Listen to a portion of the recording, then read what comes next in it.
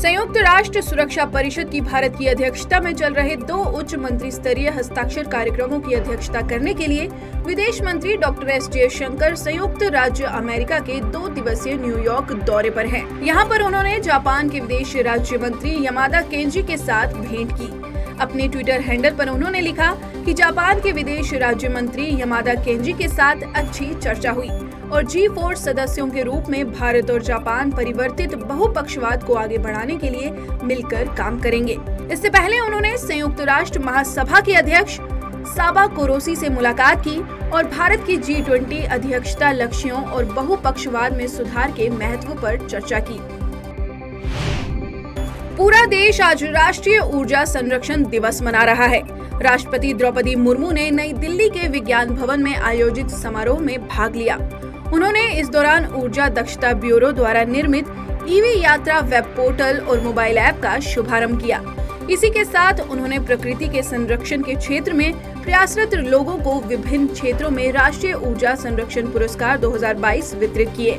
कार्यक्रम में केंद्रीय विद्युत एवं नवीन और नवीकरणीय ऊर्जा मंत्री राज सिंह, विद्युत राज्य मंत्री कृष्णपाल गुर्जर और विद्युत मंत्रालय के सचिव आलोक कुमार एवं ऊर्जा दक्षता ब्यूरो के महानिदेशक अभय बागरे उपस्थित रहे। भारत सरकार द्वारा वर्ष 2014 में पवित्र नदी गंगा की सफाई के लिए चलाए गए प्रोजेक्ट नमामि गंगे का आज पूरे विश्व में डंका बज रहा है। इसी कड़ी में संयुक्त राष्ट्र ने भारत सरकार की इस मुहिम को प्राकृतिक के पुनर्स्थापन के 10 वैश्विक अभूतपूर्व प्रयत्नों में शामिल किया है। संयुक्त राष्ट्र जैव विविधता सम्मेलन को लेकर जारी की गई रिपोर्ट से इसकी जानकारी सामने आई है। बता दें कि नमामि गंगे प्रोजेक्ट में 4.25 बिलियन अमेरिकी डॉलर तक के निवेश वाली इस पहल में 230 संगठनों की भागीदारी है, जिसमें 1500 किलोमीटर नदी को आज तक बहाल किया गया है। तवांग सेक्टर में हुई भारत और चीनी सैनिकों की मुठभेड़ पर संसद में पक्ष और विपक्ष में जमकर हंगामा हुआ। विपक्षी दलों द्वारा इस मुद्दे पर राजनीतिक माहौल बनाने के लिए वॉकआउट पर केंद्रीय मंत्री गिरिराज सिंह ने दुर्भाग्यपूर्ण बताया है। गिरिराज सिंह ने कहा कि जब पूरी दुनिया भारत के साथ खड़ी है, अमेरिका भी भारत की तारीफ करते हुए ये कह रहा है कि अरुणाचल में भारत के जवानों ने चीन के सैनिकों को खदेड़ दिया। उस समय देश के अंदर ही ये लोग मोदी की आलोचना करते करते देश की आलोचना करने लग गए हैं। ये हमारे देश का दुर्भाग्य है। उन्होंने आरोप लगाया कि विपक्षी दल सेना को अपमानित करने का काम कर रहे हैं और इन्होंने सर्जिकल स्ट्राइक के समय भी यही किया था। जम्मू कश्मीर के सिरमौर के नागरिकों की सुरक्षा के लिए गृह मंत्रालय लगातार कदम उठा रहा है। इसी कड़ी में पिछले 3 वर्षों में राज्य की आंतरिक सुरक्षा के लिए पुलिस पर 2,814 करोड़ रुपए खर्च किए गए हैं। गृह राज्य मंत्री नित्यानंद राय ने राज्यसभा में प्रश्नों के उत्तर देते हुए ये महत्वपूर्ण जानकारी दी। इसी के साथ उन्होंने बताया कि आतंकी टारगेट किलिंग में 3 वर्षों में 9 कश्मीरी पंडितों की घाटी में जान गई है। बता दें कि राज्य में केंद्र के शांति प्रयासों के कारण आतंकी घटनाओं में बड़ी गिरावट आई है, जो वर्ष 2018 में 417 से घटकर वर्ष 2021 में 229 हो गई है। तवांग क्षेत्र में भारत चीन सीमा पर चीनी सैनिकों की घुसपैठ के खिलाफ भारत को संयुक्त राज्य अमेरिका का साथ मिला है। अमेरिका के रक्षा विभाग पेंटागन ने प्रेस कॉन्फ्रेंस जारी कर कहा कि अमेरिकी रक्षा विभाग भारत चीन सीमा पर LAC के घटनाक्रम पर लगातार नजर बनाए हुए है। पेंटागन के प्रेस सचिव पैट राइडर ने कहा कि अमेरिका ने देखा कि चीन LAC के क्षेत्र में सेना जुटा रहा है और सैन्य बुनियादी ढांचे का निर्माण कर रहा है।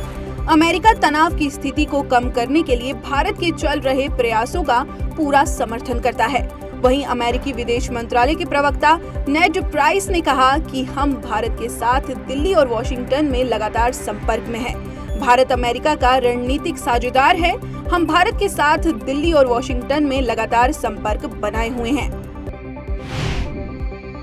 बिहार राज्य में शासन द्वारा की गई शराबबंदी की पोल अब खुलने लगी है। शराबबंदी वाले बिहार के सारण जिले में जहरीली शराब पीने से 14 लोगों की मौत हो गई है। वहीं 6 लोग गंभीर रूप से बीमार हैं। इन लोगों का उपचार सदर अस्पताल एवं PMCH में चल रहा है। शराबबंदी वाले बिहार में एक बार फिर एक मुश्त 14 लोगों की शराब से हुई मौत की घटना ने पूरे देश को हिला दिया है। सुप्रीम कोर्ट से बिल्किस बानो को झटका लगा है। सुप्रीम कोर्ट ने बिल्किस बानो की उस याचिका पर सुनवाई करने से इनकार कर दिया है जिसमें उन्होंने 11 दोषियों की सजा में छूट के खिलाफ याचिका पर सुनवाई के लिए जल्द पीठ गठित करने की मांग की थी। असम राज्य की महिलाओं को आज एक बड़ी सौगात मिली है। मुख्यमंत्री हिमंत बिस्वा शर्मा ने आज अरुणोदय 2.0 योजना का उद्घाटन किया है। इस योजना के तहत राज्य की 17 लाख महिलाओं की सहायता की जाएगी। अरुणोदय 2.0 योजना के तहत हर महीने राज्य की जरूरतमंद महिलाओं के बैंक खाते में 1250 रुपए भेजे जाएंगे। देश की राजधानी दिल्ली के द्वारका क्षेत्र से दिल दहला देने वाला मामला सामने आया है। यहाँ एक लड़के ने एक छात्रा के ऊपर तेजाब फेंका है। इस वारदात में बुरी तरह से घायल हुई छात्रा को सफदरजंग अस्पताल में रेफर किया गया है। ये पूरी घटना सीसीटीवी में कैद हो चुकी है। घटना में बाइक में सवार 2 युवकों को देखा गया है। छात्रा की उम्र 17 वर्ष बताई गई है। सुबह लगभग 7:30 बजे विद्यालय जाने के दौरान इस घटना को अंजाम दिया गया। अगले वर्ष होने वाले विधानसभा चुनाव से पहले मेघालय की राजनीतिक हवा में आज एक रोचक परिवर्तन देखने को मिला है। इसी कड़ी में राज्य के 4 विधायकों ने भारतीय जनता पार्टी का दामन थाम लिया है, जिसमें एक ममता बनर्जी के राजनीतिक दल टीएमसी का एक विधायक हिमालय संप्लियाक, एनपीपी के 2 विधायक बेंडिक्ट मराका और फेरलिन संगमा और निर्दलीय विधायक समुइल संगमा शामिल हैं। ईडी ने धन शोधन के एक मामले में गैंगस्टर से नेता बने मुख्तार अंसारी को शिकंजे में लिया है। अंसारी को उत्तर प्रदेश के प्रयागराज की एक विशेष अदालत में पेश करने के बाद गिरफ्तार किया गया है। अधिकारियों ने बताया कि 5 बार के पूर्व विधायक अंसारी उत्तर प्रदेश के बांदा में एक जेल में बंद हैं। ईडी ने पिछले वर्ष इस मामले में उससे पूछताछ की थी। भारतीय अर्थव्यवस्था तेजी से प्रगति कर रही है। इसी कड़ी में देश के सकल घरेलू उत्पाद यानी कि जीडीपी को लेकर बड़ी जानकारी सामने आई है।